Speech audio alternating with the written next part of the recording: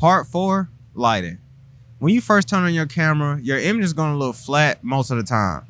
But when you have the right lighting, it will completely transform. You can turn a flat image into a dynamic image with the right lighting. The first tip is the lighting direction. Keeping your key light at a 45-degree angle will cast shadows on either side of the face, giving your image a great dynamic feel. When using your key light, a triangular shape on either side of the face will form, which is called Rembrandt lighting. You also want to make sure you turn off all the lights in your room so you can gain full control of your settings and prevent harsh shadows on your subject. The second thing to keep in mind is your color contrast. Having complementary colors in your shot creates depth. The third thing is hair light. This light will separate you from your background. Adding practical lights like lamps or neon signs can add life to your frame.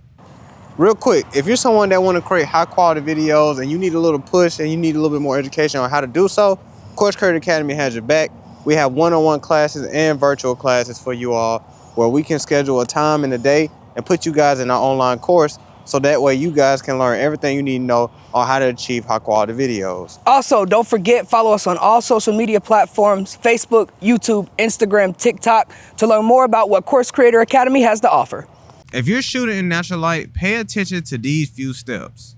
Number 1 is the time of day. The golden hour, or the hour before the sun goes down, is going to give you a nice warm look, or twilight. 30 minutes after the sun sets will give you a cooler look. Tip number 2, the direction of your camera. If you're shooting at midday, use the sun as a backlight or point your subject toward the sun to create Rembrandt lighting. Lastly, the weather. So utilize clouds and rain to soften your image, creating even lighting, or you can use the sun to achieve a raw, harsh look. Lighting is what often separates a beginner from a professional. It's not all about your camera, it's about the lighting. So make sure you use the right lighting setup to maximize your abilities of your camera.